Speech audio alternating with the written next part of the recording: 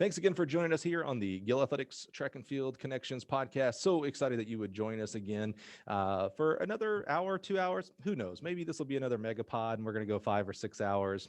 Maybe not this long this time, but I am super happy. Help me welcome today's guest, the men's head coach of Rowan University, Mr. Dustin Dimit. Dustin, how are you, sir? I'm good, Mike. Thanks for having me on.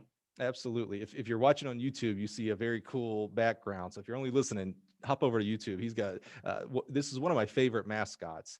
Is it officially the Owls, or do you have some kind of? No, we are the Rowan Props. So we are the only Props. prop. So professor, then it was a studious owl, not very intimidating. So they redid it and a little more fierce looking owl now. I was about to say, this guy, again, if you go to YouTube, check him out. This is not a professorial owl. This is like what an owl really is. They're kind of terrifying, actually. And this image here works. It's a very menacing owl. I knew you weren't the Owls. That's why I asked that. I was like, I don't think you're the owl. You're the professors. What a studious mascot. Yes, that, and that's unique. And then our colors, not many brown and yellow teams either. That's right. So Yeah. that's another unique thing about us. Well, I love uniqueness, so that's so cool. I do like that a lot. So, Dustin, you are the men's head coach here at Rowan University. Tell us just a little bit about Rowan, maybe for us that don't know a lot about Rowan, how long you've been there, just kind of a 30,000 foot level of Rowan University. Yeah, this is my 7th year at Rowan. Rowan used to be Glassboro State. Won 5 national titles as Glassboro State in the 80s in men's track and field. Became Rowan College when Henry Rowan donated $100 million to Rowan, which was at that time the largest ever donation to a public institution. Wasn't an alumni. Donated because he needed engineers at his companies in the South Jersey area. So he gave $100 million to start an engineering school. Wow. And it really helped transform Rowan from a small regional state school to now we're a national level in the U.S. News and World Report rankings, research institution with 2 medical schools. We have an MD and a DO med school. So only us and Michigan State, I think, are the only public schools that have both. We're approaching close to 20,000 students. So one of the larger D3 schools out there. So pretty unique kind of setting for us within our division, and with the growth that I think we're the 2nd or 3rd fastest growing university in the country. It changes each year. We've been in the top 5 the last 4 or 5 years. So I don't remember what it is this year, but really growing rapidly here. I think we've built in my 7 years here 10 or 11 new buildings in that time. So pretty exciting time to be at Rowan. When did it change from Glassboro to Rowan? Was this kind of recentish, or this is back in the 90s? 90s. Yep. You slipped and you said $1 million, and I don't want to poo-poo $1 million, but I was like, well, just $1 million to get a college named after you, huh? Yeah, no. 100 million. And he didn't ask for the college to change the name, like just the engineering school, but that was a pretty transformative gift. Malcolm Gladwell does a cool podcast about that gift. So in his podcast, when he did a whole series on education, one of them was featured on Rowan and why other people haven't given that much money to state schools since then. Yeah, so I'm a huge Malcolm Gladwell fan for many reasons. I love all of his books. He's a running fan. Yep. He's dodging me. I hit him up on Twitter every time he posts, trying to get him on the show, because I just love to talk about his running passion and how he got into it and stuff like that. I do. So his podcast is Revisionist History. Quick plug. Yep. If you like, I don't know, how would you describe it? I kind of think of it as, I don't want to overstate it, as far as if you like thinking and stories, but to me, it's storytelling. That's his real gift. Yeah. It's a very eclectic mix of topics. It's, anything from, how lawyers are made and Supreme Court justices, to college, to music, to all kinds of things. So my 2 favorite that he's done, he did a 2-parter on memories, which was again phenomenal in my opinion when you think about memories and how they are and how we think they are. And then he did another one on golf courses, and it was kind of it's really interesting how he marries 2 topics and makes them work, right? So this topic about golf courses was just how wasteful they Yeah. are. These public, they get all these tax breaks, especially in California with the tax laws, property tax laws and things like that. And, he talked about, the number of people that use them, like square foot per person square foot. And if the same math was for a basketball court, it would be the equivalent of like me and you having a basketball court the size of like a square mile, Yep. so wasteful. But then he married that up with CEOs who play golf. And because there's a database, to get your handicap, you have to enter your database. So he got this database and looked at the CEOs and their stock performance, and the CEOs that golf the most, their stock price did the worst. It's like, Yep. it's an addiction. It really is. There's guys that played, something like 300 rounds a year. Now there's only 365 days. So that means, as a CEO, you're playing a round of golf, which takes 4 hours, right? Yep. Uh, like that's an addiction, right? Okay. That's my plug for Malcolm's podcast, Revisionist History. It is awesome. It is. Maybe this plug will get me him on the show. I hope so. Probably not, but maybe. You never know. He's so fascinating. Yep. So it's interesting you brought that up. So you've been there 7 years. You're the men's head coach there. We're going to learn more about Rowan as we learn about your story. And I'd love to learn more about your journey here in this sport of track and field. So let's maybe take a step back. Tell us, when did you start? Were you a high school kid for track? Were you an age group? When did track become a part of your life? Yeah, like a lot of the podcasts of yours I've listened to, track wasn't something that I ever thought about doing. It wasn't something I really even knew about until maybe sophomore year in high school. Heard, a couple of things freshman year. I originally played baseball, basketball, soccer. Um, I got a knee surgery in 8th grade, and my first year in soccer, I was the slowest kid on the team coming back from that. Barely made the team. I think it was more out of pity, that they were like, well, there's a spot open. But then the next year, I kept working with the rehab and things, and I was the fastest kid on the soccer team. We did a 2-mile time trial, and that led to them encouraging me to do track. Some other guys on the team that did do track said, hey, maybe you should think about doing this as well and be a distance runner. And I was like, I don't know. But the more I thought about it, they're like, hey, you'll earn a varsity letter. I was going to be a JV baseball player. A great conversation with the high school baseball coach at the time. So you'll get some playing time and things. You shouldn't give up on this. And I said, well, I think I can be better at this. And he said, well, if that's something you can be really, good at, then, do that. And encouraged me in that direction. And that went well. And they said, hey, maybe you should run cross country as well. And I said, I started in soccer, they said, you can do both. So our girls soccer practice was first. So I could do cross country practice at that time. And then I would leave and go to do boys soccer practice after. And it was about 2 miles away. It was at an elementary school, wasn't at our high school, the soccer practice. And so I would often be 5 minutes late. And then the coach would have me run for being late. And I said, this really isn't a punishment for me. You were I just ran 10 miles, but if you want me to go. Yeah, you were accidentally doing 100-mile weeks. Yeah. So it was, something that my senior year I did focus just on running instead because it was going well and our team was pretty good. And so I wanted to, focus on that. And it, led me into then wanting to do it in college as well. So where are you at this time? Where are you growing up? I grew up in Northeast Ohio, Alliance, Ohio, where Mount Union is, who is one of our biggest rivals in Division III. So that was less than a mile away. I swam in their pool because I switched from basketball to swimming, which helped my running as well. We didn't have indoor track in Ohio at the time.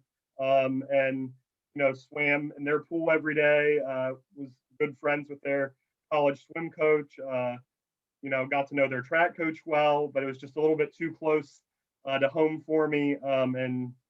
So I went on and chose Grove City College, which is a Division III school in Pennsylvania, about an hour from my hometown, which an hour and 15 minutes, I think is a good distance away for a lot of people. Well, I love the impact coaches make on kids, right? And so I love that story about the baseball coach, because we hear so often the opposite, where even though you might not have been a star for baseball, but it's still that hoarding mentality of like, well, Dustin, if you would just do more, if you would go through summer baseball and, be on our team and then go through summer baseball and fall ball, kid, you could make it. But instead, Yep. the coach sounded like he was like, well, you know what, if you think you can be better there, if that's better for you, you have my blessing, so to speak. Like, I like that attitude, of selflessness with that coach. Yeah, but it was a scary conversation. That guy never smiled. He, was a pretty imposing physical guy. And so to go up and do that. And then once I got into running, my high school coach there, Al Eibel, was so great, was such a big role model for me, really was one of the main reasons I wanted to get into coaching later. I know we'll get into that as we move there, but like, it helped me. Like, I changed my major in college, and I was like, if I could have that kind of impact on other people like he had on me and some of my teammates, that would be great. And did you say Coach Al was your high school coach? Yeah. Yeah. Tell, Yep. tell us more about Coach Al. What influence, and were you noticing that influence at the time, or was this a hindsight 2020? Later on, you look back, you're like, man, that guy really cared for me and helped me, or were you able to notice it during the time? Pretty quickly. I think that's one of the reasons why I started doing cross country when I decided to pick between soccer and cross country, why I picked as well. A big part of that was Coach Eibel. He was, so he didn't get paid during track. He was our cross country coach. He volunteered in track. Uh, and really always had our best interests at heart, like how he raced us and things. Our league was pretty unique in cross country in high school, where we didn't do any dual meets. We only did invitational, so pretty similar to college, but the Federal League was one of the best leagues in Northeast Ohio and in Ohio the whole time I was in high school. So I think it really was beneficial. My high school had a multi-time big school state champion, footlocker, All-American while I was there. On the girls' side, Jen Wallum, like, she was great. And, obviously Coach Eibel knew what he was doing, having, those kind of athletes, but it also was just how honest he was with us, like really telling us like this. And I think what really made track speak to me was what you put into it is what you get out. Like, you're going to get better if you put the time in and you listen and you do things the right way. Not everybody's going to be the footlocker All-American that, Jen was, or state champion, but you're going to achieve what you can do if you put that time in. And I think that was something that people had told me that. They said, shoot 1,000 shots a day in basketball, and it just never clicked. Not that I didn't do some of that, but like running really clicked for me. There was a guy who went to my church as well that had been a sub 30-minute 10K guy at Mount Union and who lived in town. And, he said, hey, I heard you started running. I'm going to come to your house every day at 7 a.m. and we're going to go for a run. And I said, okay, and like those kind of things. And he said, like, just put in the work, do this, and you're going to get better. And to me, that was, and I mean, little things too. He said, you shouldn't drink soda because, he said, you shouldn't drink pop because I'm from Ohio. And my wife's influence on me, not being in that area, I say soda now, and this is more of a soda area. But, he said, that's empty calorie. And I stopped drinking it then, and I haven't had it since I was 16. So it was, just something that I said, yeah, it's not something I drink that often anyway. If that'll make me better running, I'll do it. And, so people like that. And I think those little things there that, people that, touch your life that way and help send in another trajectory that you would never have known that, really helped me take running more seriously and, kind of see that was built on with what the coach was saying and everything else. Well, first of all, I'm from the South, so I'm a Coke guy. Everything's Coke. Like, yeah, can I get a Coke? Yeah, what kind do you want? Yeah, I'll take a Sprite. Yeah, that's where I'm at on that basis. I'm going to have to put a poll on Twitter and see what everybody is, a soda, pop, or Coke person. Yeah, I love that kid. I mean, he's on the Mount Union team. Affected your life. Like, he just. Well, he wasn't a kid. He had a daughter who ran with me. He was 40 years old and was still running. Okay. I thought he went to school at Mount Union. Yeah, like, no, he went to Mount Union. He told me he was the fastest guy ever to not be a Division III All-American at the national championship. I never verified that, but that sounds like that sounds like one of those baseball stats. His ERA is 1.4 on a Tuesday night with a full moon. Like, I'm the fastest guy. Yeah. But I'd love that because I'm such a believer in having a positive effect of where you are today. We sometimes get into these grand delusions of like, man, I can't affect the world positively because I'm stuck in Eufaula, Alabama, or, Glassboro, New Jersey, just thinking towns like that. And it's like, well, no, you actually can make a huge impact on the world in the 10-mile radius of where you sit today. That guy, a member of your church, said, oh, you started running? Okay, well, I'm going to help you. Like, if you're willing to have the help, I'm willing to help you. And I'll give you little tidbits like don't drink Coke and stuff like that. Yeah. That's awesome. What an impact. Have you literally not drinking a Coke since, I'm sorry, a soda, a pop, a soda pop? Have you not drinking a soda pop since then? Oh, only once, and it was because it was a competitive thing, and I'm a very competitive person. And I had a job during college where I worked for a newspaper in advertising, and my boss said, "I heard you can really eat a lot. There's this eating challenge at the local restaurant, and part of it was you had to drink a liter of soda." And I'll say, still to this day, that's what got me in it was because I hadn't had soda at that point for maybe 4 or 5 years, and I tried to drink a liter with 3 pound, a pound of meat on each. It was like 3 2/3 pound burgers, like separate with buns, but each one also had a third a pound of bacon and ham on them, and a side and all this. And that I asked if I could have water, and they said no, you had to do that. And I had my stopwatch on. You had to do it in 30 minutes. So I had the first one down in 8 minutes with the side. Like I was going, but I did throw in the towel at the end.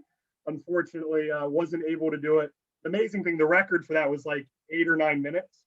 So it was crazy, the King Kong challenge. But my boss paid for it because if you fail, you have to pay for it. And he gave me a couple hours to recover. Where he said, go home, take a minute. I didn't eat meat for at least 2 weeks, I think, after that. Like it was, yeah. What a real track coach. You had your stopwatch with you. It's like, I got to get splits. I got 3 of these things plus the Coke. Yeah. I love that. So Yep. when you were, we just came off of a weekend. We're recording this the Tuesday after NCAA Division I and Division II indoor track championships. And of course unfortunately, we're eventually going to talk about the sadness of we didn't have a D3 championship. But we also had the Division I cross country championships. As a distance runner, you ran cross and track. Did you have a favorite? Was there one you liked cross country better than track, or both, and why? Yeah, I was more of a middle distance runner. So the 8K was a big step up in college. But I ripped my quad my sophomore year, and I um, in college, and eventually came back, but it just never really felt the same. And so I kind of moved up in distances, and I really grew to love cross country more and more as it went. And I guess as I ran more miles and those kind of things as well, and became stronger for that. But yeah, I would say cross country by the end was probably my favorite season. But I think a part of that was we didn't have indoor, and we were all, even in college, Grove City didn't have indoor at the time. They do now.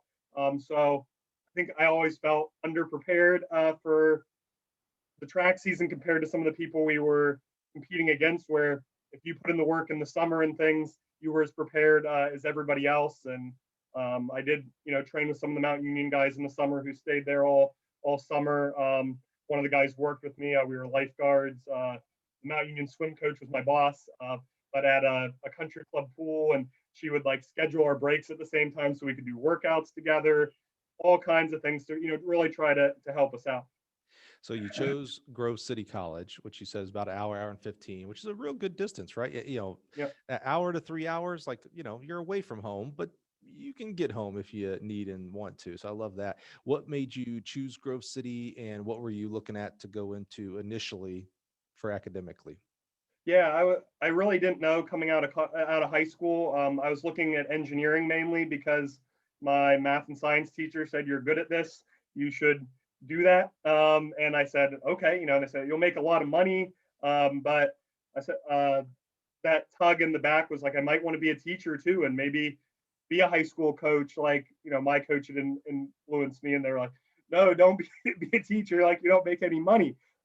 So the first Grove City was one of the few schools that I felt was good at both of those. It also ended up being the lowest cost, and finances was a big factor. I was the first person in my family to go to college, so that was something that you know factored. And we didn't maybe know as much as some people did.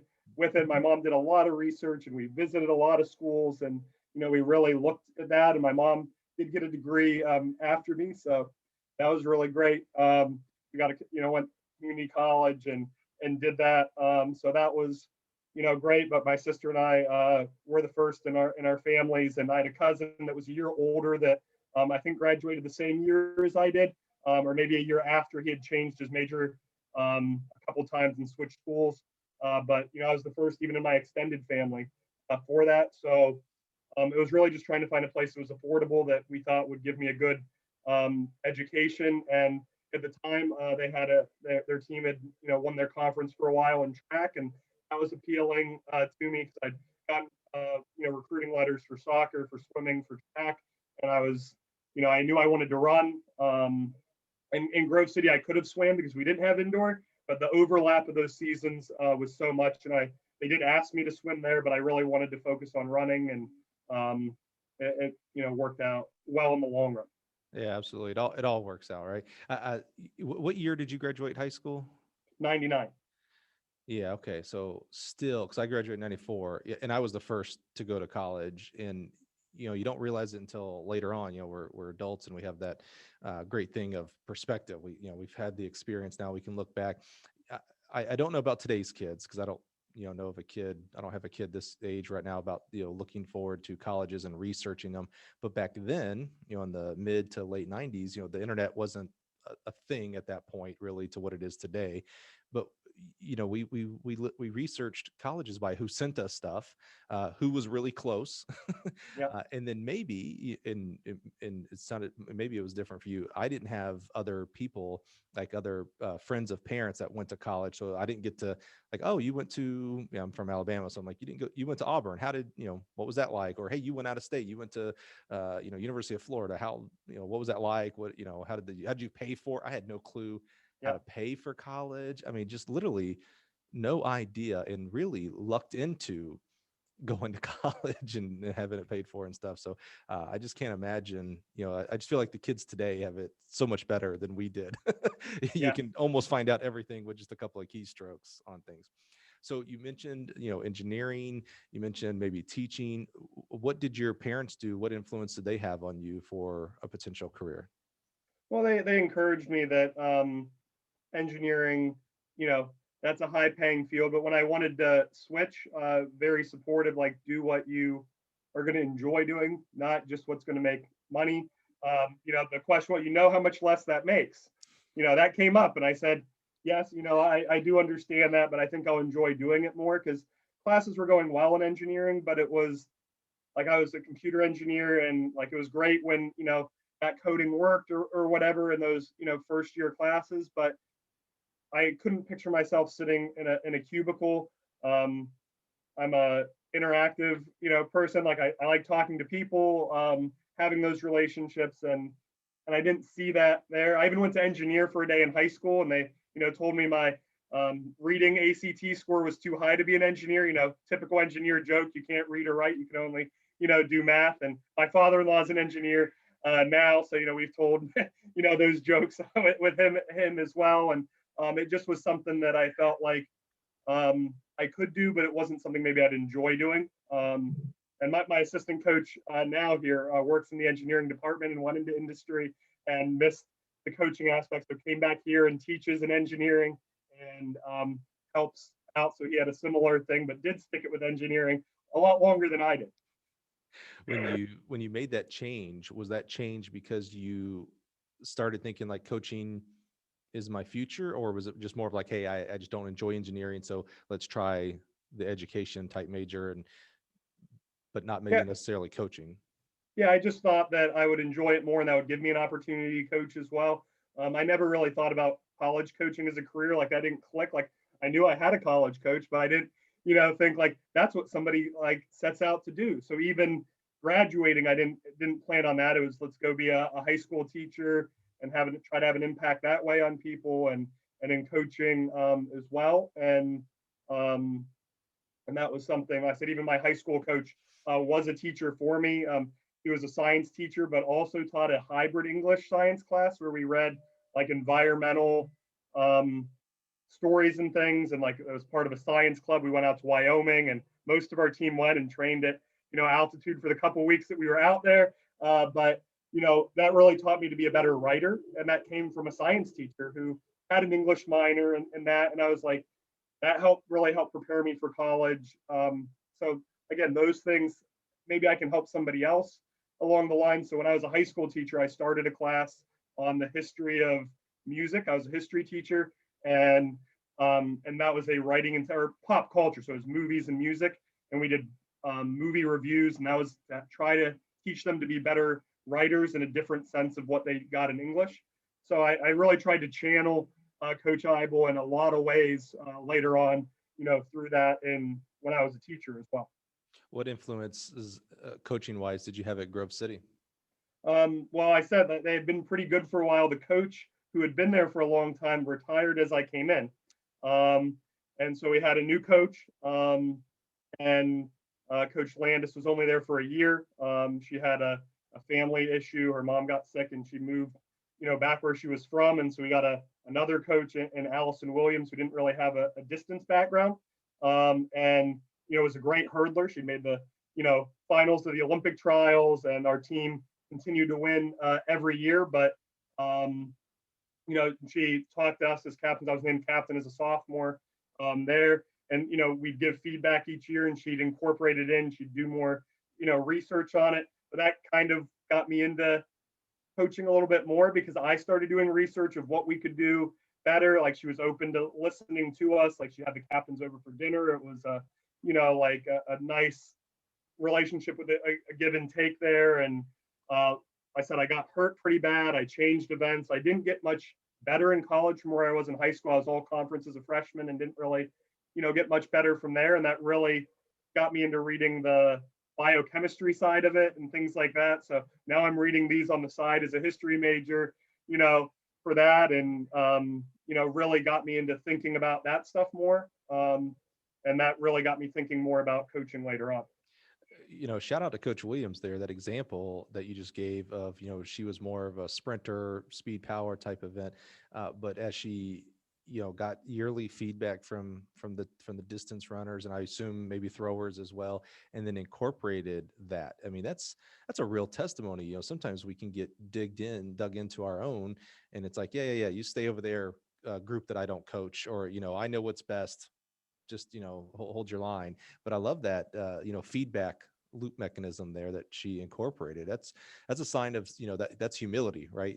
Not thinking the best and know everything, and listening to your constituents, which in this case is your athletes, and being the adult, right? So she didn't, Yep. I assume she didn't take everything. It's like, hey, Dustin, I know you want to do an ice cream social every Friday. Yeah. But we're not, right? So, those kind of things, like, you still have to make be the final, as the head coach, decision maker. But to have that, like I said, that humility of listening and incorporating, that had to, as an athlete, as an 18, 19, 20-year-old athlete, that had to, like, embolden you of, like, oh, like, people listen to me, people take feedback. Did that affect you as you look back now through your coaching career? Did that have a positive effect on you through your coaching career? Do you kind of have that same kind of feedback loop, or a different mechanism? Yeah, one of the things we encourage all our athletes, and I'll say, like, the distance runners talk about a little bit more than a lot of other event groups. So we do have, some other guys that talk to me pretty regularly about it, is ask why we're doing things. And there's a time and a place for that. And, with Coach Williams, it was the same way. We met at the end of the year and talked about it. And then she incorporated some of those ideas, but it wasn't ever like, hey, we should do this workout today. From us as athletes, I always respected the fact that she was the coach and she was the one, in charge of the program. But one of the things I tell every one of my athletes is, if you have a question about why we're doing something, please come in and ask me, because we're doing it for a reason, biochemically, energy system wise, competition season wise. We're preparing someone to double, whatever it is, we're doing it for a reason. We're not just, grab bagging workouts and finding what was in Runner's World that week, or, whatever. There's a reason why. So if you want to know, we want to tell you, because I hope that encourages other people who might be interested to be a coach. And the people that bring that out, we try to get on them earlier about, maybe how to get a grad assistantship and things that I never thought about and didn't know about, and kind of got into college coaching a little bit differently than, a lot of that standard route. Well, that's a great segue. That was you must be reading my notes because that was my very next question. So tell me more about that. How did you get into coaching college? That's going to be the number one thing people listen for. It's always like, how do I coach college? How do I coach college? When I taught level ones, I don't, a high school coach would come up and ask me, well, because I used to coach high school and moved to college, and I'd be like, you don't stay in high school, man. You got a pretty good gig in high school coaching. Trust me. Yeah, when I left high school, I took a pay cut. So it Mhm. was, but right out of college, there was another coaching change at Grove City. They added somebody to be a cross country coach, and Coach Williams was just track. But again, she knew she wasn't a distance person. There was actually an assistant basketball coach who had been a NAIA cross country national qualifier there, and Tim Rice. And he said, "You've been, captain since the sophomore year. Um, if you get a teaching job in the area, would you consider helping me out? You know the team, and he runs a podcast now actually as well about coaching and basketball more. But because he left after that first year that I was there, while I was helping out, to become a head basketball coach. He finally got his dream, which was that. And I, wrote the workouts the rest of the year. Coach Williams was the coach and name, but she let me have that, kind of authority to run all the workouts and to plan everything the rest of the year. And, we were able to win the conference title on both ends on the men and women. And for the men, we were a little worried coming in. My senior year, we won by 1 point, and we lost 4 of our top 7. And another team was bringing everybody back. So it was something that we were, really been concerned about, and, a little bit worried about in there. But it was something that, was really, exciting to be able to go out and do that. So that's how you started your coaching, college coaching. I love that he has his own podcast now, by the way. I'm one of those, I'm all inclusive for podcasting. So I encourage everybody to start your own Yep. podcast, because to me, it's like no different than having your own social media channel. It's just audio. So I would encourage you to have your own Twitter account and maybe Facebook and Instagram. So why wouldn't I encourage you to have your own podcast? And so to that point, I'm gonna do a little self plug here. To help people, I actually created a quick article on LinkedIn, like just a down and dirty, you want to start a podcast? Here you go. Here are the 5 things to get started. And you literally, if you read this article, you could have a podcast up within an hour. So if you want that article, either hook up with me on LinkedIn and just search for my name, Mike Cunningham, of course, or shoot me on Twitter, just shoot me a message or a DM. I have a simple Twitter account as well, at Mike Cunningham. But I would love to help. If you're listening, you want to start a podcast, this is literally one of those times where I'm like, hey, if I can do it, trust me, you can do it as well. Not brain surgery, by evidence of this guy having a podcast. So would love to help anybody out there that's listening. I've helped many other, some of the podcasts you probably maybe listen to, the off track podcast, the Ryan Banta's Compendians podcast. I've helped those guys and gals get off the ground and improve and keep getting better, and just want to help anybody that's out there. Okay, self-promotion over. Back to you, Dustin. We're here. This podcast is about you. Don't let me get off sidetracked about me. So what was the next step as you are coaching, you're writing the workouts, you having success? I mean, having a conference championship team, that's no small feat. That's not easy by any stretch of the imagination. What was next? Well, next was he left, so I was like, well, maybe I can get this job. This would be, great. And so I reached out to the AD, and he said, well, we're really looking for somebody with an exercise science master's in this, and I just graduated, and I said, well, maybe I can get that. Coach Rice had told me he had gotten his master's degree at the US Sports Academy. That's an online thing that, if you're not sure what you're doing next and you aren't stuck to an area, it might be a great way to do that. So I said, hey, I can do it here, but that wasn't one of the majors at the time there. Slippery Rock was local. I'm teaching middle school at the same time right now. So I was volunteering. I was driving an hour each way to Grove City to coach during that because I liked my teammates, from when I'd been there and wanted to help and loved coaching. But they asked me to coach high school track there, but they didn't have a cross country team. They had cut it because there wasn't interest.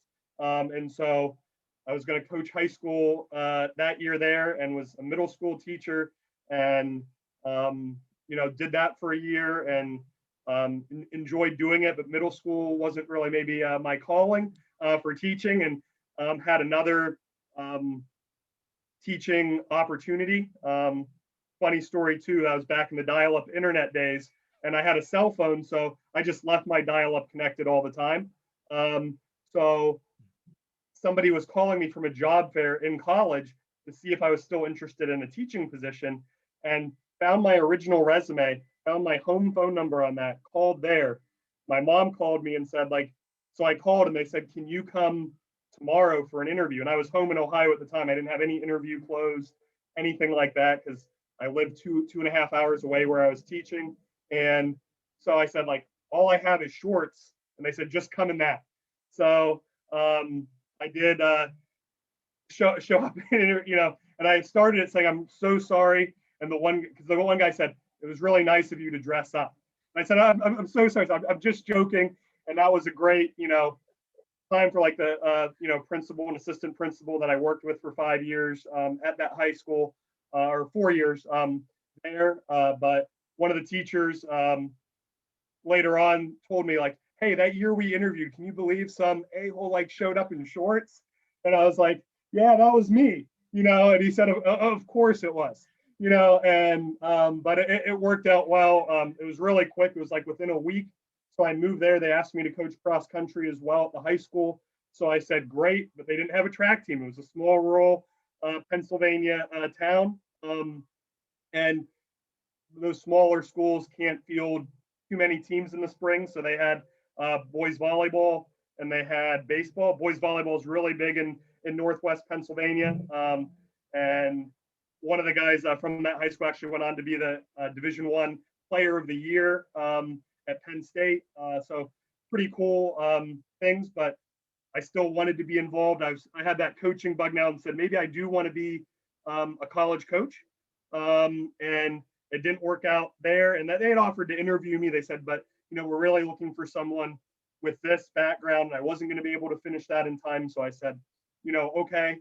So I just walked in at Allegheny College, asked for the track coach, and went up to Bill Ross and said, I don't know if you remember me. I ran at Grove City, and he said, yeah, your name sounds familiar. I wasn't good enough that he was really going to remember me, but I'd gotten maybe a recruiting letter from him in high school and things, so maybe my name rung a bell. But I said, would you need help in the track season? I would love, to help out. I'm at Maplewood High School, down the road. I'm living in Meadville. And he said, well, how many days a week can you come? And I said, every day. Like that. I didn't understand that question. Like to me, as a coach and having people who want to help out, just to stay around it maybe for a day. I've seen where that question came from now, but at that time it didn't click. I was like, well, I'll be there every day. Like I love coaching. I want to, work with people. I want to learn. And he said, oh yeah, that would be great, and so, that started my time there. And he was a great mentor to me. 4 years there, eventually, trying to figure out how I could get a college coaching job. I became AD at the high school because the question I was afraid of was, you're part-time there, you're not there for recruiting visits, you're at this high school, you go to meets, you might plan some workouts, you're there doing that, but how do we know you can run a program? And so I became AD at 24 years old. I was the youngest AD in Pennsylvania. And at that school, it wasn't you stopped teaching, it was you got an extra prep period to be AD for the middle school and high school. So that position opened up. I applied for it. I had started a master's in athletic leadership and athletic, and sport coaching at the US Sports Academy. So I said, look, I'm getting a master's in this. The school district was helping pay for that master's. So they, it did work out, and I got that position and held that for, 3 years, which was a lot of work because we'd have a basketball game. So I'd teach, I'd go to practice at Allegheny, and I'd come back and run the basketball game, finish at 10 and, start again the next day. But to me, it was all about reaching that goal. And it was the same thing from running. Like you put in the work, you visualize what you want to do, and then you put a plan in to actualize, that goal. And that was what, I did there. And Bill gave me great feedback. He gave me additional responsibilities with other event groups, where it started out like, here are the workouts, you can run them for the distance runners, to, designing workouts. Or if you really want to be a college coach, you can't just be a distance runner, learn another event. So he said, you have the jumpers now. And I was really lucky. I had an All-American jumper right away that I learned probably more from her than she did from me. But other coaches, would say, hey, your athlete's doing this, because they had such great respect for Bill, and he would help with it too. But like, I'll never forget Gary Aldrich at CMU at nationals was like, hey, your girl's overextending a little bit. And you know that was something I wasn't seeing yet. I was picking up some things. I knew certain things to look. I became a USATF level 2 jumps coach, and I had Boo Scheck for that, who was, the best in the business for that. So felt, really lucky that he led that. And I learned so much from that. And that was the year right after, Gary said that, but, we made that change, and some of the other things I was seeing, and the last spot in the finals by a centimeter. And that was my first time really sweating out field events. Like, we'd had things, and she'd won conferences, and we had some other guys that did well. And, I thought general training theory and like what we were doing with plyos.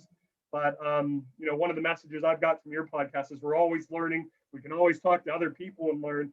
And, that was something that was the first time where I'm like, distance runners, you always have control of, what you can do, but you can't control that person jumping after you or before you. And that just made me really fall in love with the jumps. And, I coached jumps at Buffalo State after, even though I was a distance runner, and work with our jumpers here, even though I have 2 Olympic jumpers on my staff.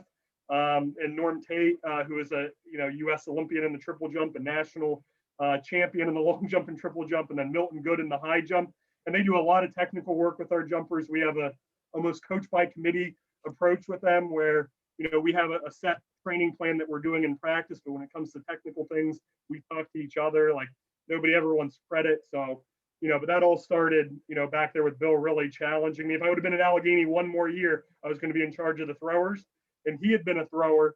He was one of the best javelin coaches in the country. Had been a national level hammer thrower. Had this clinic where people came all over the country, in javelin to work with him. And actually, I got the call, for an interview for a head coaching job while I was at his javelin clinic, learning how to throw jav. I learned how to pole vault while I was there, because we had a pole vault coach who was actually the teacher who made that comment about, me wearing shorts. He got involved there too, because he was one of the top 10 pole vaulters ever in South Dakota. That's what he kept telling me. That was like, I think 14 feet, but he was like, I'm still one of the top 10 guys ever, in that. And, just the character of people in our sport, and, the things that, we find to say, yeah, but I'm still, doing pretty good because I was there. But, I learned to pole vault, and all those things, was all because Bill really pushed me in those areas. And eventually he said, how much do you make, as the AD there? Let's see if we can match that at Allegheny. And but I mean, even when I started and I was getting paid nothing, the AD at the time, Larry Lee, like, called me and he said, I really appreciate what you're doing. To a volunteer coach, like, usually an AD wouldn't know who those people were. And he was like, here's 10 meal passes for the cafeteria, because I might not be able to pay you, but I want to give you something. And that's something that, always stuck with me, that, he was able to, do that for a person who, I felt he wouldn't know. But he said, Bill said, you're doing a great job. We appreciate it. We'll try to get you money eventually. And, went from there. So A few weeks ago, we had Mike Erb from Indiana on the podcast, who also spoke highly of Bill. And what a great mentor, in that sense of not just letting you pigeonhole yourself, right? And coaching other events and being involved. As we listen, and I've had the honor to interview, super high level coaches, and almost all of them to a T have that advice of like, you're not a sprints coach or a distance coach, or you're a track coach. All the events are very similar. There's just some differences in where the body moves or the energy system usage, but don't pigeonhole yourself as a distance coach. And even if you don't end up coaching jumps, but and you have, but even if you don't start coaching other events, learning those other events will help you be a better distance coach. And you mentioned, one of the great ones, Boo Scheck. Where did you do your level 2 at with Boo? in Houston. Oh yeah, okay, good. That was my first level 2 as well, was jumps with Boo, and I credit him. I coached for 10 years. It was literally right at the end of the 5-year mark. I go, you can see the difference in my last 5 years, my first 5 years, night and day. You changed my coaching career, Boo. So that's awesome. When you were at Allegheny, was Mike Erb there, or was he a little bit before you? He was before me, and Bill has such a great coaching tree because like how many coaches had him as a coach, or what we're an assistant coach there. It's just really blown me away. And yeah, but yeah, Mike was a little bit before me. And when I was there, we had 3 assistants that got head coaching jobs within a year of each other. And it was kind of crazy because you really try to get that head coaching job, and it's so frustrating at times because you see somebody's time and you're like, I feel like I'm not qualified, but it's just not the best fit. And there are certain positions where I was a finalist, or things that I was upset I didn't get, and it really ended up being the best thing for me because it wasn't the best fit for you. But I tried for 4 years, 5 years trying to get a head coaching job, and I got offered 2 on the same day.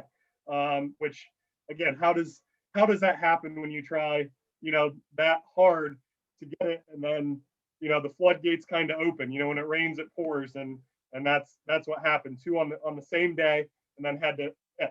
Well, put a pin in that, because before that, I would like for you to tell me more. I don't know much about the U.S. Sports Academy. I do know at least it was. I don't know if it still is. It was in Mobile, Alabama. I'm Yep. from Alabama, so I knew of it down there. Tell me more about the Sports Academy. Maybe for people who don't know what it is at all. I do know it's. Well, I don't know. You tell me. What kind of school is it? Is it all masters and secondary education like that, or what is it? Yeah, they have undergrad, master's, doctoral level, all the way across the gamut. There is a physical campus, but majority of classes are done online. And for me, that was important because I knew I didn't want to stay being a middle school teacher. So if I got a job somewhere else and I started at Clarion, which was nearby, or Slippery Rock, am I stuck here now and I can't move to that job? And I knew Coach Rice had done it. Actually, our head football coach here at Rowan got his master's there as well. So it was something that was a really, great option to me. And at times, I think people were like, oh, online education, but that's become more of a standard thing now. And they were one of the first to do it, and did a really good job with it. I learned a lot. I took classes in a wide variety of things that even the electives in that master's in sports psychology and some other things that have helped my coaching immensely, in biomechanics and the physics of it. And in track, that's what it's all about. And I wrote every paper on it on a track event. And but that doing that really helped me learn, because I was learning jumps at the time. So I did a paper on the pole vault and the mechanics of the pole vault, and that really had me look at what pole vault's over 150 different little movements you're trying to get perfect to have a great jump. And that education really challenged me to help me become a better coach there too. So for especially people who aren't sure where they're going to be, or are tied in, or don't have that GA position, it may be a good option. For me, the school district I was teaching for would pay 70, or would pay state school tuition prices in Pennsylvania wherever you went. So it paid like 75% of my master's, and I was able to do it in exactly what I wanted at the pace. Um, I could do it because you could, get it done in 3 or 4 weeks if you could do that much writing, because it was a lot of writing and a lot of research and those things. But or you could take it, over 3 months and spread it out. So it worked out really well for me. Yeah, it's interesting, the perception of online education, and I remember Sports Academy having one of those, not them having a negative reputation, people having a negative thought towards online education. And then you start Yep. finding out, universities like Grand Canyon and Liberty, they helped spur this online education, and the University of Phoenix came on. And now I'm willing to bet vast majority of colleges have some kind of post, take COVID out of it, of course.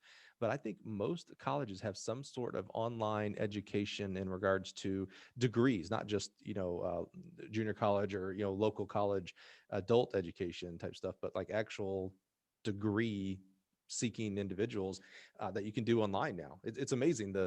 It was this pariah, like, oh, you got an online degree. And then now it's like, oh, okay, you just didn't go to a building. I mean, like now we think about it's like, oh, you don't have to go to a building to get Yep. something. You can still get education in other Especially here in the venues. pandemic, like that's the schools that were well prepared for that, I think, have pivoted better. And I know Rowan has put a bunch of money into that, and we already had certain majors that were exclusively online, like construction management, that people work in the industry, and that's a way for them to get that and move on in their career. And so we were able to pivot well, and are looking to increase our footprint in that. And I know Arizona State just bought somebody last year. I can't remember which online school, to really expand their options. Like you said, Liberty was one of the first to really embrace that as a traditional four-year school that did that, and they're now one of the largest amount of students in the country, if not the largest, because of that online population as well. So, but I do think you're right. At that time, there was a little more of a negative stigma, and I wonder sometimes if that did affect certain things and how people, looked at me.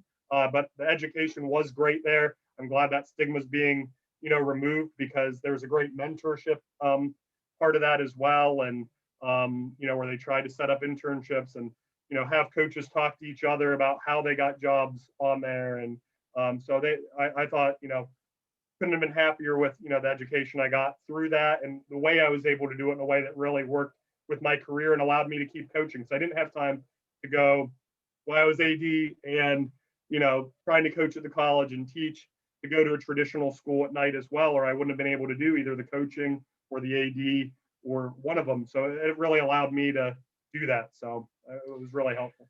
So you get your master's through the U.S. Sports Academy. You get a level 2 by the master, Bushek Snyder. You're working with an unbelievable mentor in Bill Ross there at Allegheny. And now you get 2 head coaching job offers on the same day. You finally, I shouldn't say you finally, but you get this opportunity. You've been working towards it. Talk to us. How did that go down, and what did you end up deciding? Yeah, so I got an interview at Buffalo State, and I drove up there and interviewed with the head coach. Did you wear pants this time? I did wear pants. I wore a suit. I was I didn't look like a golfer at a casual course with my khaki shorts and polo shirt like the high school interview there. But I did go up and met with Eugene Lewis and had a good interview there, and felt it was good. Bill had heard another, and I won't say the school that I didn't choose, but he had heard another person that he knew, the AD, well, was having an opening, and he said, "Hey, I think Dustin might get this job at Buffalo State. If you want a chance at him, you need to interview him soon." And the AD was on vacation on the time and came in. He was fishing in the area, but he took a day off and brought me in and interviewed me, and and we had a good thing. He basically offered me the job in the room and said, it can't be official right now because board of trustees and we have to interview 3 people, but we like you. I've worked with Bill in the past. He's a great guy. We know what we're getting if he recommends you. And let me, I said, well, let me, talk to my fiance. Let me talk to who was getting her master's at Penn at the time in Philadelphia. Well, I'm in Western PA. And let me talk to her. Let me see. And while I'm driving back from that interview, I get the call from Eugene offering me the job at Buffalo State. So literally a half hour probably after. It was a not a far drive back to where I was living from the interview, and it was on that drive back, and it was wow. And Buffalo State paid less. It was a part-time position, but they were trying to put 2 part-time positions together. It was during a hiring freeze because of the recession, the whole state of New York. So it was going to be like a 60% pay cut, I think, from what I was making as a teacher, where I could make something pretty similar at the other school. But the SUNYAC was a pretty good conference. And just what the AD had told me at the other school of what his expectations were and what I could and couldn't do travel wise. And they were expecting me to bring in a certain amount of student athletes that for the amount of people at the school didn't seem realistic. And they weren't going to give me extra buses to travel those kids. So it was something that I was a little concerned about. And I knew there had been some good people there and it was a good launching point of that school for other positions. But I felt like the other one might be a better fit for me. I talked to my fiance. She loved living in Philadelphia, and Buffalo State being in a city, the other place was pretty rural. That, factored in, and we said, I think we can make this work. Even though it isn't much, it'll be enough to live on. It won't be much else. And Buffalo State followed through. They gave me a second one. It went well in the fall. So they, gave me a part-time position for track as well. And in 2 years, I had to interview for my position, but, got the full-time regular position once that state hiring freeze ended. But for me, it was about trying to find a place where I felt I could be successful. We had that at Allegheny, where we had, trophy teams in cross country. We were top 10 a bunch in cross country and track. And like I said, I'm a really competitive person. I wanted something that if it worked out at that place, that I could, continue to build there. And I saw a lot of potential in Buffalo State. But it also, and Eugene's vision and what he was already doing there, where they had some All-American sprinters, and they just won their first ever indoor-outdoor title for the women the year before I came in. But the other thing was, if I don't like it here, I want it to be a position where I can learn a lot, I can be in a competitive conference, and I can move on to somewhere else. And I did like it. It was a good experience, but there wasn't room really for me to grow there after those years. Like, I got to coach jumps there, I got to coach distance. We had a trophy team there, for the first time ever, with our women's team in track, and had national qualifiers and school record holders, and it was a great experience. And worked with one who I considered one of the best assistant coaches, and Marcus Allen, while I was there. He was great in what he was doing with a lot of our sprinters, and Eugene was a different coach than Bill, which was really good for me too, because he had a different style. He came from a big football background, and was a football coach there as well. So it was a different way to run practice and to do things. And I got a different perspective, and really helped make me a more, well-rounded coach there. Take us back to that car ride where you just got done with one interview, and then 30 minutes later, as you're driving back, you get another job offer. You essentially have 2 job offers in hands. We can all think about those times as we've gone through our coaching careers where we've gotten the job offer that we wanted. I mean, obviously, if you get a job offer, you tried for it, so you wanted it, and the elation that comes with that, the excitement that comes with it. You have 2 job offers right there, so you have options. Sometimes we don't have those options. Yep. How did you work that out in your headspace? And maybe I'll give an example. Was there ego involved in the sense of like, oh yeah, I'm the man, like I got 2 schools? Was it overwhelming? Like, oh my goodness, I have to make a decision. And you walked us through that decision process, which seems very thought out, because it's not just you and your ego. It's not just a paycheck. It's not just can I go there and win? Am I the head person of, I get to make all decisions, but there's other factors, right? You have a fiance at that time. You have living conditions, city versus rural, et cetera. But what kind of, when you got the second call, because the first call feels good, or the first interview, because they gave you basically gave you the job offer there, that feels good. Like, there's pride. Ego's not a bad thing. It doesn't have to be a bad thing. And then you get the other call. Now there's kind of that injection of adrenaline, if you will. How did you, what were the emotions you were feeling as you're driving with 2 job offers? I think more, it was just, I was incredulous. Like, how is this happening now? I've been trying to do this, and these both come at the same time. And, I talked to Bill right away, and, we talked about what might be best for me long-term, and obviously had a relationship with the 1AD and things, but he never tried to put that on me. What are they offering you in pay? I think, he thought it should be more than that as well. And even though the other place was less, we talked about what might be the benefits of that. And it was, a little overwhelming, because you're making this decision that is going to impact you well down the line. And like I said, I'm engaged now. I got to think about that. And, my wife's about to graduate with her master's, and where's a better chance to find, a job opportunity, because in that area, in the Allegheny area, like, I've been an AD, I know superintendents in schools, like, and she was, becoming a school counselor. So if I stay in that area, or like go to Buffalo, and what I didn't realize at the time, because Allegheny is a private school, and would often try to help people find jobs in the area and things, but that state schools don't do that as much. A lot of times, just because of nepotism laws and things, not that, Allegheny will make sure you get a job whether you're qualified or not. No, they'd help find a good position, but it was a little more challenging at a state school, with that. And I didn't, realize that at the time, but, going in and finding that out was, interesting. But my wife was graduating in December. I was going to start this in the fall, and then she would, move up there, and we were getting married the following summer.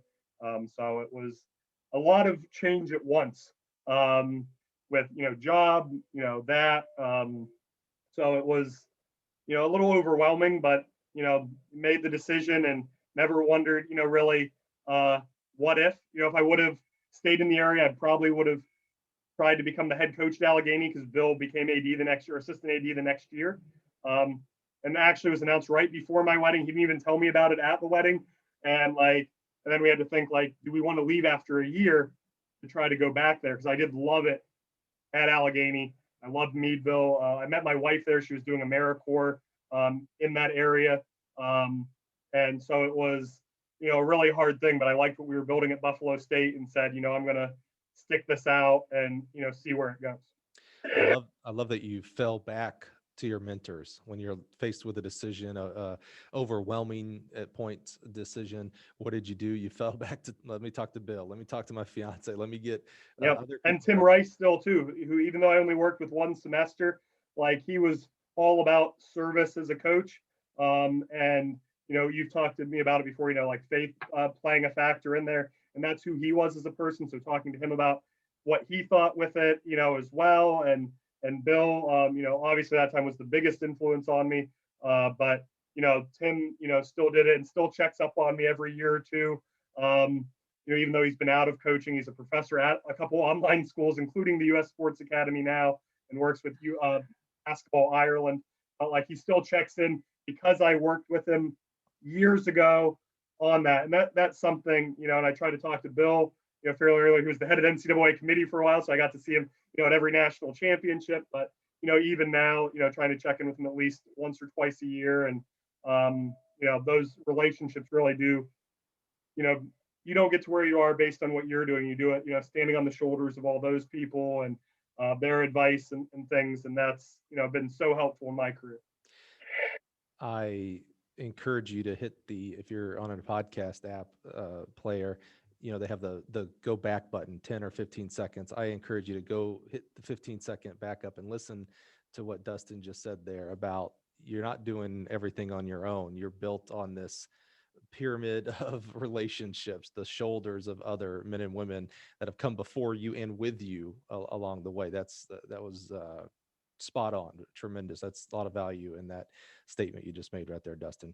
So you mentioned service and you mentioned Bill being on committees. I do want to make sure we talk about this. So you have done a number of different service types, so not just coaching, but the USTFCCCA positions, committees, things like that. You've done some work on the regional system for Division III and where they're at and how many qualify and the things that someone has to come up with those. And it's not someone, it's a committee that represents the rest of the peers, the rest of the body. Take us through some of the positions that you've done. And also now that being at Rowan, some of these meets that you've held, regionals and big invitationals and at-large type meets. Talk us through that a little bit. Sure. I got involved in that because I went once I had a full-time position. Bill had offered multiple times to take me to the coaches convention, but I could never do that with my teaching job.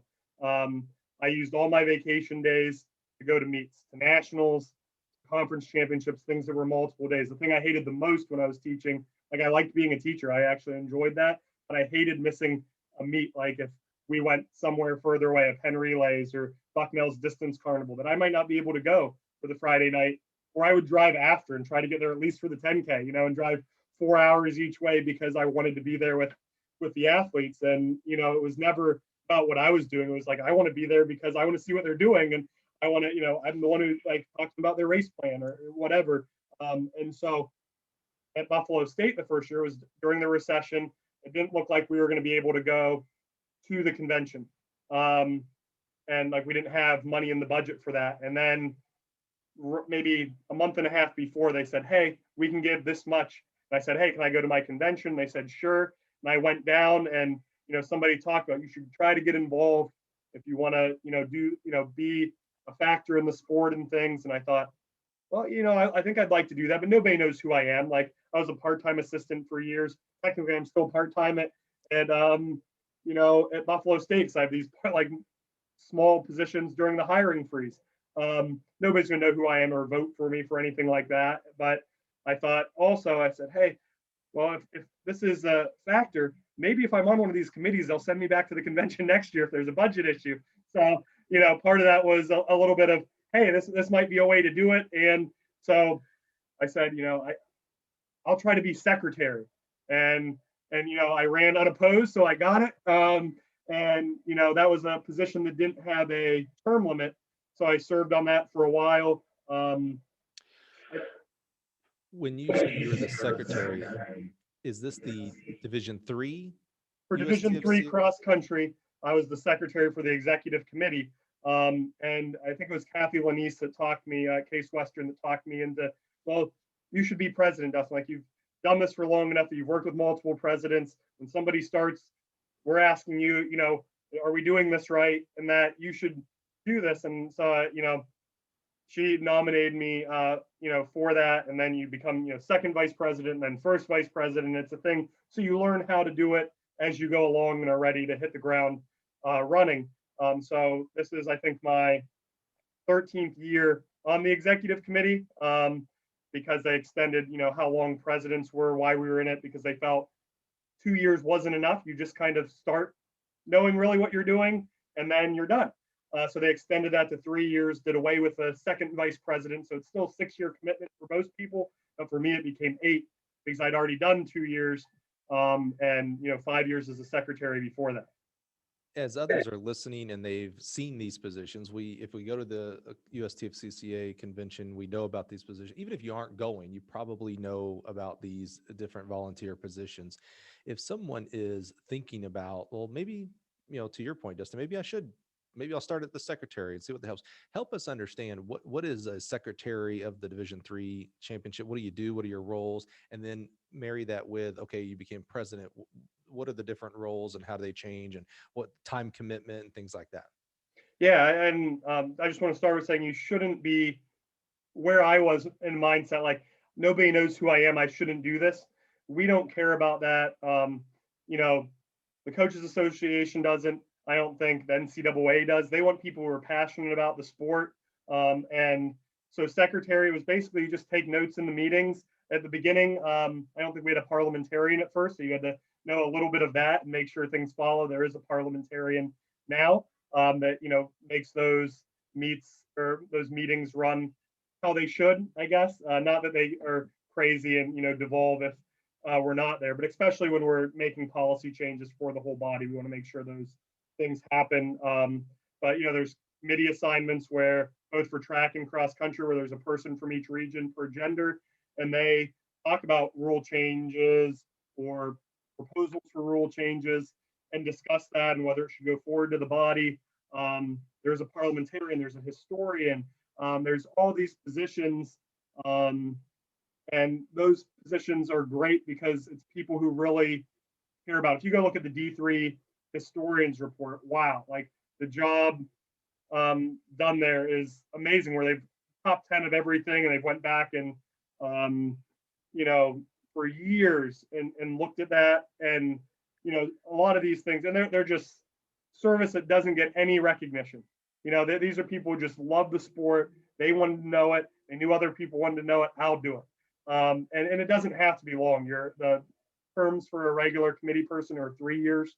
Like I said, if a secretary position opens, that's open-ended, but that's can be good or bad, because you can, I guess it's good no matter what. If you only want to do it for a year, you can. If you want to do it for 2 decades, you probably could.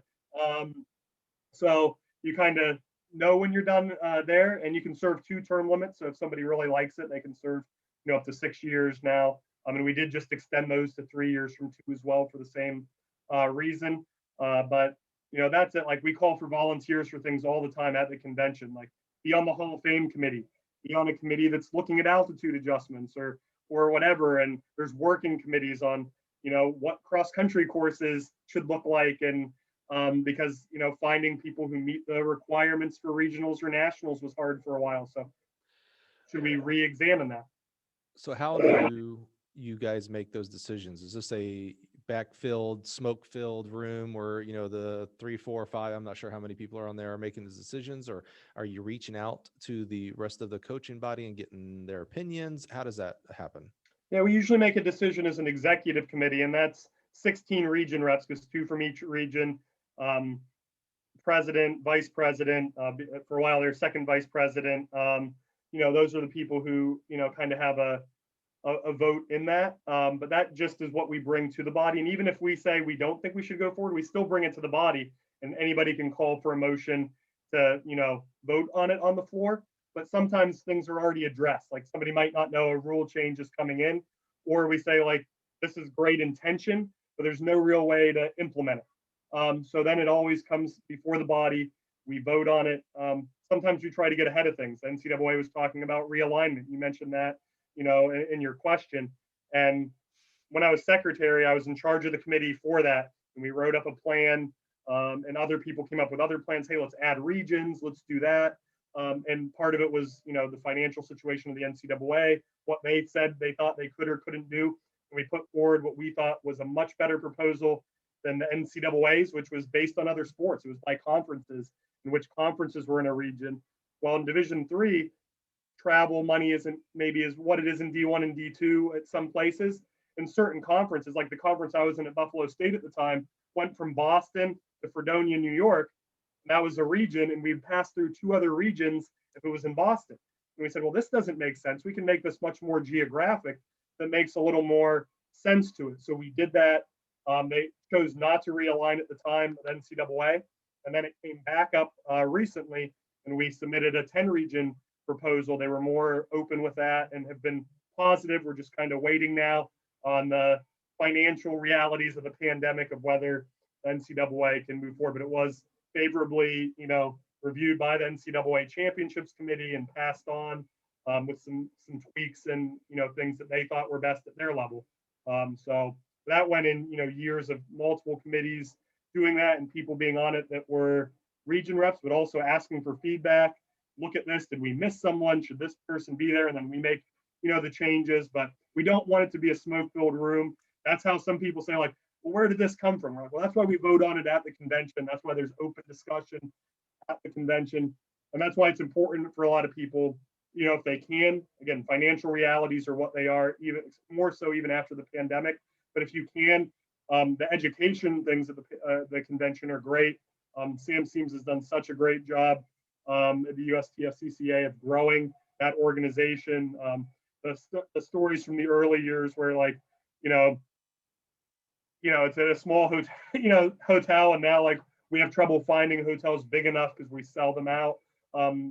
He's just done such a great job with that and promoting our sport, and we're seeing a lot of that with what you talked about. Like we just saw cross country and track on ESPN, and that's the NCAA, but that's Sam advocating for it. That's coaches advocating for it.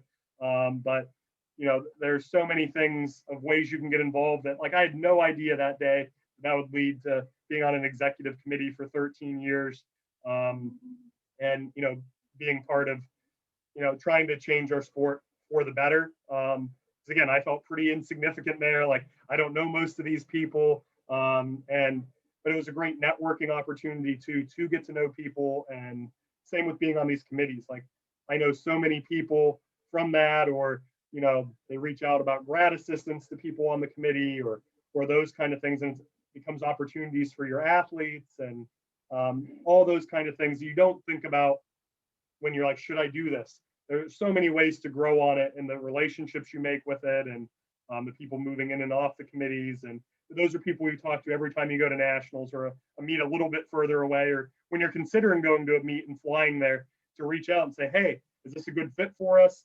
And that has helped so much in so many ways. So as you guys meet and talk, listening to the body of Division III coaches through the regions, and then you make your, you do your vote, and then you take that recommendation to the NCAA, and then and they have a committee which is made up of Division III coaches and athletic directors and such. What are some of the things that you have been involved in that you're most proud of? Some of the things that changes that you've made positively for Division III track and cross country? Well, if the regional realignment goes through, I think that would be the biggest, just because it was one of the first things I started working on. We've done multiple, you know, plans for it, and really got feedback. And it was such an overwhelming support, even at the convention. Like, a lot of things are, 50-50 what people want or how they feel. Like, sometimes we want this, but it'll be hard to be implemented, like we mentioned. But this was something like close to 80-85% coaches said, yes, if we're going to do it, this is how we should do it. And in Division III, our regions are like the three regions in the Northeast all have 65 to 75 teams, and then there's other regions that have 35. And there is a way to do it, and it's hard because there aren't many teams in the mountain region in Division I. There's one team in Colorado. There's one team in Nebraska. Then there's only about 14 teams, 20 teams on the West Coast. There's some in Texas, but very few anywhere around there. Like, there's a bunch of states that have no Division III schools in them. So that's something that I think a lot of people don't realize. And so, like, the South region so spread out, the West region spread out. And like, one of the big things on this, and I don't remember what the NCAA's recommendation was. We gave two options of what do you do with Texas? Do they go to the South or do they go to the West? It's equidistant either way, but like, the West has less teams. That was what we recommended, but we voted on it, and it was about 50-50. Like we said, we understand if you want to keep them in the South too, because either way would be good. So that would be probably one of the biggest things. Otherwise, most of them are small changes. Like, they've really made some changes in the at-large selection process for cross country, and how those are looked at. And just, I think, more the relationship that was built the last couple of years between the executive committee at the NCAA level and the Coaches Association. There were times where, like, the Coaches Association would give things and nobody would really listen. But now they do. That doesn't mean they're going to adopt it. They're going to do what, they have ADs on that committee, like you said, and other people. And sometimes what coaches want isn't financially feasible, or they feel like, the system is going well anyway. But they are listening now, and we have that open communication. And I can call Laura Peterson, who's at the NCAA level, and she'll pick up every time or call me right back, as president, and or say, what do you think about this? We're going to meet on it. And that she's reaching out to us to get that feedback. Or I know, you guys usually meet a week before us, so talk to your group about this and see what they think. And that communication is one of the things that I'm really, happy and proud of too, because that's how we really do make changes, by working with all the people that have the policy decisions, the coaches who want to see it and need to bring those things up, the NCAA committee who makes it, the ADs, and interacting with our ADs and our conference commissioners to try to get some of those changes. So those are the things I think that are good. And I'm sure I'm missing something that, like you said, you guys did this. I'll say, oh, completely forgot about that, but it's made a difference, and I'm glad. But it is, most of the things are little things that most people aren't going to notice, but they're micro changes over time that we hope make things easier and better, and really a better experience for the athletes. That's what it's really about. Yeah, we get it, Dustin. You've done so many things. We get it. No, that's not what I was saying, Mike. I know, buddy. I know. And by the way, shout out to Laura at the NCAA. Great person, servant leader, 100% through and through, and really cares about the organization as a whole and its coaches, and obviously the student athlete experience through the NCAA is absolutely. Well, as we start wrapping up here, Dustin, you went to a Division III school, coached at Division III schools, and now head coach at a Division III institution, plus being on the USTFCCCA Division III committees. Tell us more about the uniqueness of Division III. Why have you stayed Division III through your career and not moved up? Obviously, your coaching credentials and servant attitude would lend itself to positive improvements at Division II and Division I and junior college and AIA, not to help them, not to take them out of the equation either. What is it about Division III that's unique that you kind of are drawn to, if that's the right way to say it? Yeah, I think it's always just been what Division III stands for as far as academics, and it's the student first, being more than just the athlete, and going on to see what those students do. I've always liked that about Division III. I've thought about the other divisions and things, but like to me, this has always been, I want to be at a place where I can be successful, where I can make a difference, and where we're impacting lives, because that's what got me into coaching, was that impact from Coach Eibel, in high school, on through my mentors and those things that we brought up. That's what got me into coaching. So I wanted to do that, and at Rowan, I feel like it's going to be better than a lot of Division I positions anyway. Like I said, how the school's growing, a lot of those things. I have 4 Olympians on my staff. Like I don't know if any other program in the country has that in any division. Like Norm Tate, who was a U.S. Olympian in the triple jump in '68. Milton Good, who was a high jump Olympian for the U.S. Our women's coach, Ringo Adamson, was a national champion at Glassboro State, was on 4 national championship teams, is still the Jamaican record holder for the marathon, competed in '84 and '88, was a national champ, like I said, national champion as an individual in the steeple here. And then our new assistant AD last year, Christina Fink, was a high jump Olympian for Mexico.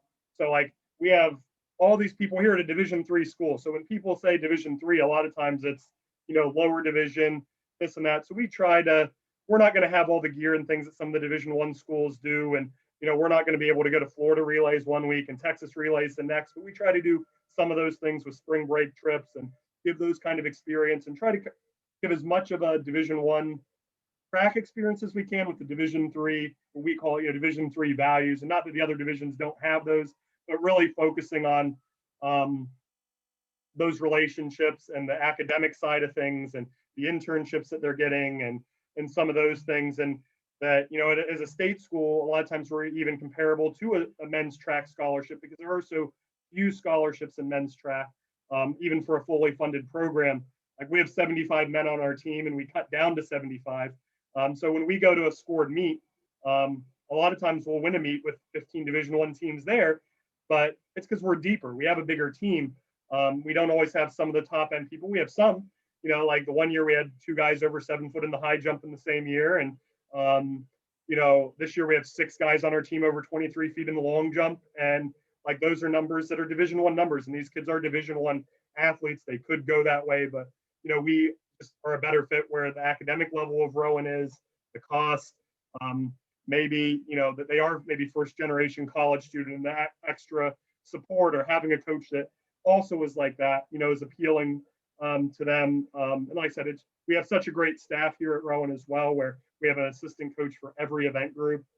So we really try to do kind of what I look as the Division I model. And even though those coaches don't make nearly what they're worth, they do it like they could make more as a high school coach, a lot of them, where they volunteer. They're doing it because they like being part of the program. And that's how I think you have a successful program, is you bring people around you that are really good. That's the best thing. And then you try to give them room to grow and do that, just like I was given that. And, any success we've had here is more so on our assistants and the athletes buying in than is on anything that I've done. So in social media, and maybe if you are a regular listener, I'm a huge social media advocate. I think there's more positive than negatives. We do like to talk about the negatives too much, in my opinion, but and it can be negative, just like anything, in my opinion, can be negative.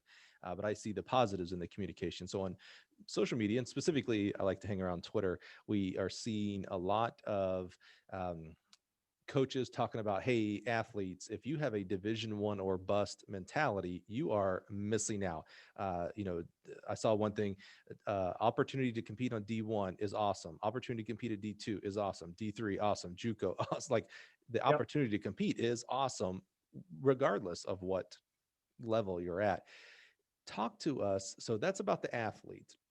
If there's a coach listening right now, Dustin, and or someone who's about to graduate and they want to, they're like, yeah, I'm going to be a track coach, but maybe they have that Division I or bust mentality as a coach.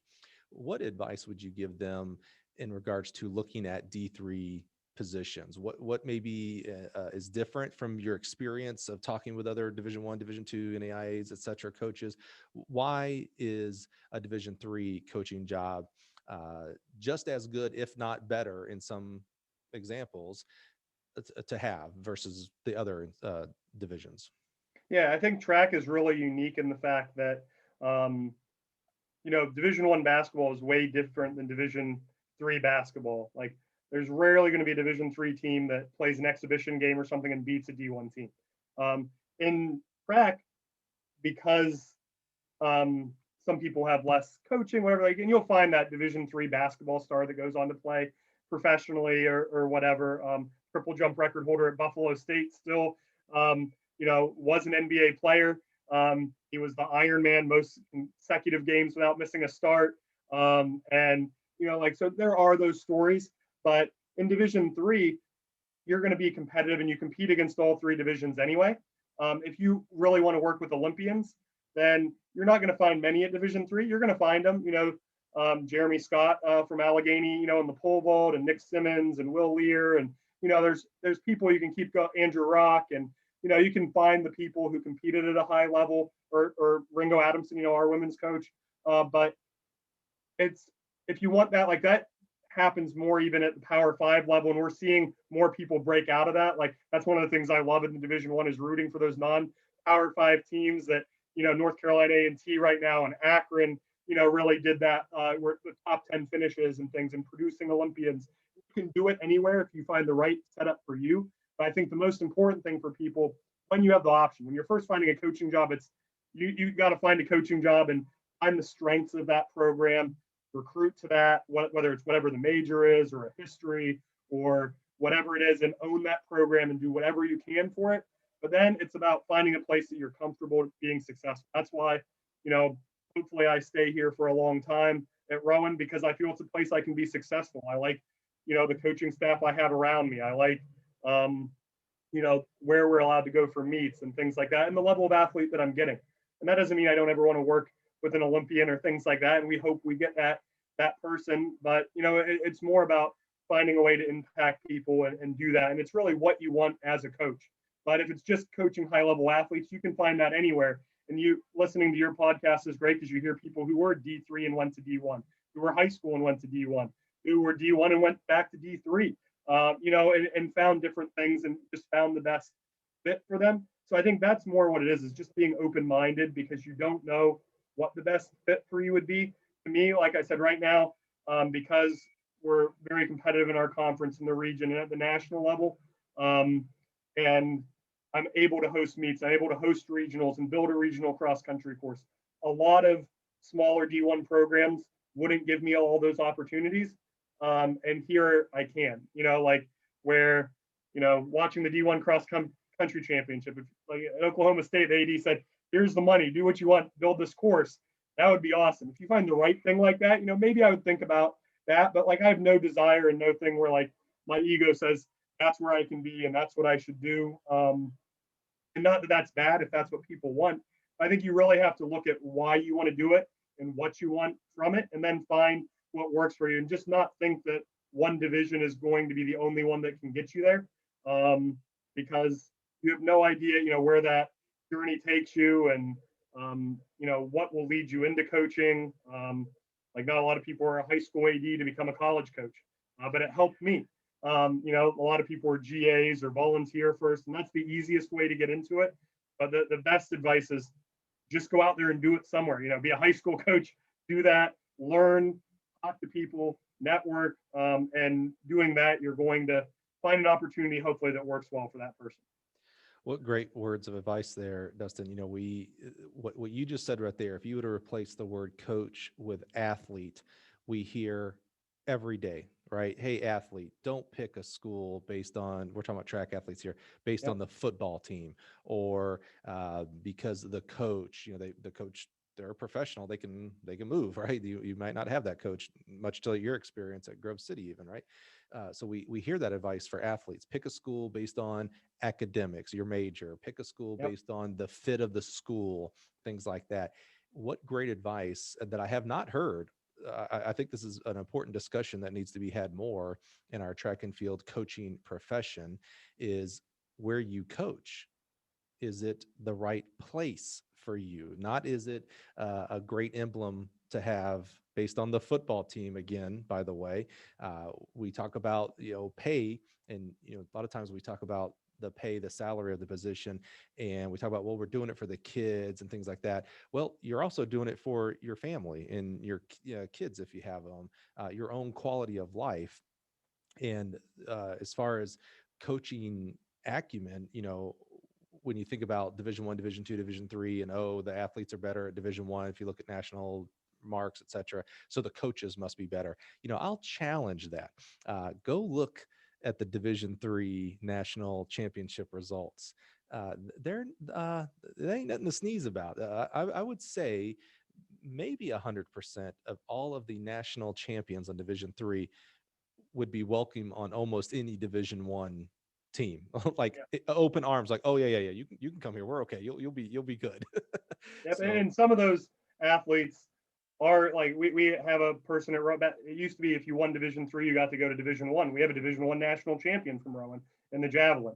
And he finished second 2 other years, and all kinds of other people who did that, and we see that, and there aren't as many like you said, but the coaches, like you said, like Al Carius, like one of the best distance. It doesn't matter what division it is. Like people like listen when he speaks because it's good. And like you said, for the athletes, I think it's important to hear that too, because you could be coached by somebody that you didn't realize was a great coach because you're looking at the division. And I think that's the part, like we're hearing it more, like you said, on social media, you see it, but I don't think they hear why. It's that you can be just as good of an athlete if you go there. Like I said, Norm Tate's on my staff. He's been the head coach for the U.S. under-20 team. He's coached Olympic hurdlers privately, like he coached Jack Pierce. And like you're having a guy who's one of the US coaches um, be your coach here at a Division III school, um, and across the board. I think Gary Aldridge, I think, is on the Olympic staff this year as a Division III coach at Carnegie Mellon. And, like those kind of things, like there are good coaches at every division. So don't feel like with your ego that you can't be good and be there and develop people and or continue to develop after. Division III coaches coach clubs, they do that. Or when you can't do it, you pass it on to somebody else, because that's the great thing about our sport is how can I make this athlete better? It's by that collaboration and doing that. And hopefully coaches do find that. And some Division III schools pay really well, and Division I schools pay terribly. So that's a thing that some people don't realize as well. It's like, well, if I'm a Division I coach, like I'll definitely make more money.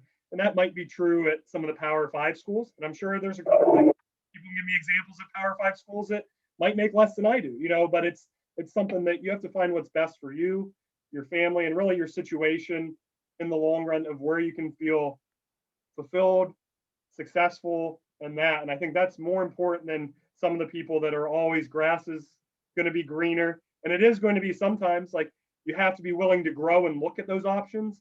But at the same time, you have to be willing to say sometimes, well, maybe I could really grow things here. Like Gonzaga's basketball. Like when I was in high school, like that was in college, that's when they really started coming. And he never left.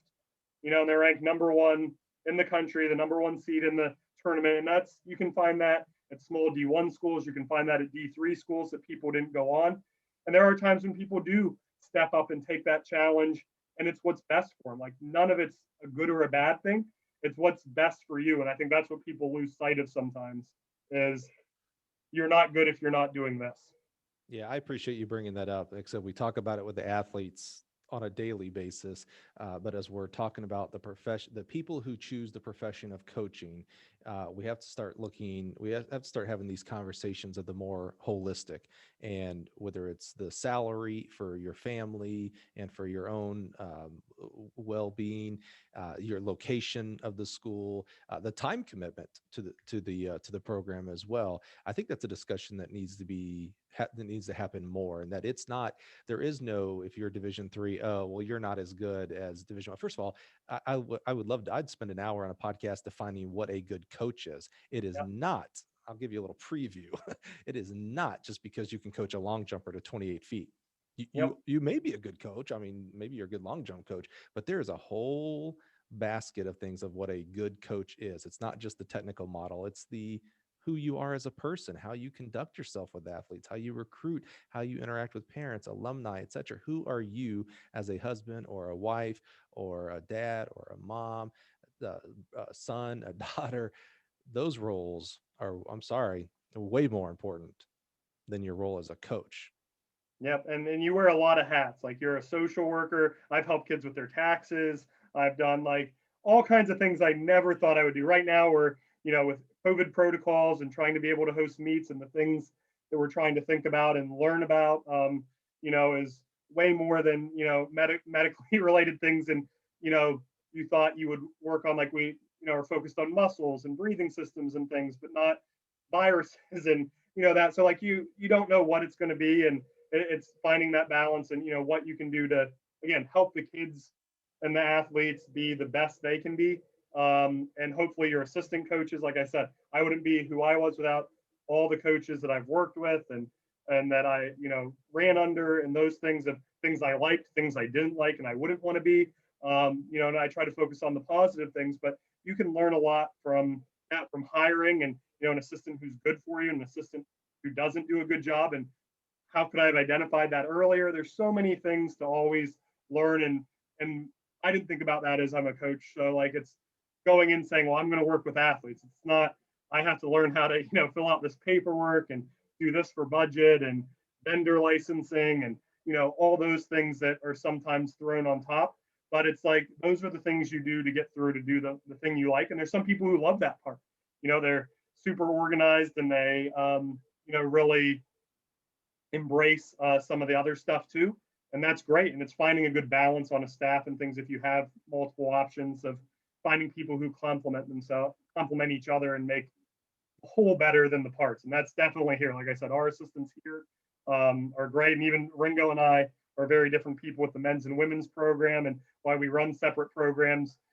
Hosting a meet or doing those kind of things takes both of us, and he does almost all the stuff out at the course, where he's out there with the people. Like we have a course that's a county park, and talking to them about we want to cut out another swath here or widen this, and we talk about it, and he makes that happen. He's out there doing that, where he has me contact teams and that, and not that I don't like being out there, but we play on each other's strengths, and that helps so much. And that's something that I think the biggest thing that I tried to do at first was do everything. And you have to be able to trust the people around you. You have to be able to find what they can do best, and then mold yourself if you're the head coach to do the other things. And it may change. I've heard that from coaches, like that change what events they coach all the time as the head coach, because it depends what assistant they can get. And it changes with that. And like, I don't coach our high jumpers much anymore because Milton, is helping. And, I was coaching a 7-foot high jumper when he came in, but, he made him a 7'2" high jumper. So I don't care. Like, he's an Olympic high jumper that had way more to offer than I felt I could. And that doesn't mean he doesn't ask what I think and things like, and finding those kind of things and how you can do that. Again, I think it comes back to what you said about ego, and, even in our talks before about, what you can do that's best. It's find what your assistants can do best. And then from there, mold yourself around what your team needs as a head coach. That's what Bill did for me. Like, he kept having me do different event things, and that, helped me become who I was. It helped our athletes because it had them give more feedback on training, even as a coach was learning it. And that wasn't like he didn't do anything with it or make sure the training wasn't good. Like, it's not, give that, but it's have those learning moments and find ways to do that, even if it's hard to let go sometimes. Like, my distance assistant does most of our distance stuff, and I was a distance runner. That was hard for me to let go at first, but that was, he talked to me sometimes about, hey, could I do more here? Yes. If that's what you can do, then I can focus more on this. Great. Well, those are super important topics. Appreciate you bringing them up. I mean, we purposely don't talk about the X's and O's. We never talk about the how many quarter repeats do you have your 5K people do, and what's your 1K splits and all that stuff, because there's some other amazing resources for that, including the USTFCCCA convention, as we mentioned before. So, this podcast goal and aim is always, first of all, to connect people together. People are going to hear your story and your journey, and it's going to affect them in positive ways. Someone will reach out to you saying, hey, hey, I didn't know you went to Grove City. I used to coach there in the 60s or whatever. Or, hey, I have a kid who's thinking about transferring there. And so that is always a goal number one. And goal number two with the podcast is having those difficult conversations right there about, hey, it is not just like you counsel high school kids to not pick the school based on the football team, that it's a more holistic decision. Same thing with your coaching career as you are deciding where to go, who to coach with, what status do you become an assistant coach versus a head coach. That those two roles are not for everybody either, by the way. And people don't realize that. That's such a huge point. Like some people are great assistant coaches and wouldn't be a good head coach, and that's okay. Like that's not a bad thing. Like focus on what you're really good at and do that, and let somebody else do it. And there's some people who are head coaches that are more that program manager, that are the people who hold things together and don't have as much one-on-one. That's okay too. That's what's making your program great. Like just find the role that works best for you and explore other things, but don't feel you have to do it because that's the next step on the ladder. Exactly. That's exactly right. We all have individual journeys. No two journeys look alike, Yep. even though they may lead to the same successes or end games. They're different routes to each in game for our career. So Dustin, thank you so much. First of all, I just want to thank you for what you do for our sport in general, not just the coaching side, but that service component.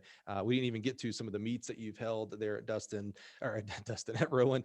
Maybe they're going to change the name to Dustin University No, one day. I I don't don't think know. that's Maybe happening. he gave 100 million, so you're gonna have to top that just so you know to rename it. Good luck. Yep. Um, Yep. Hopefully I win the lottery. yeah, I don't know if that would do it.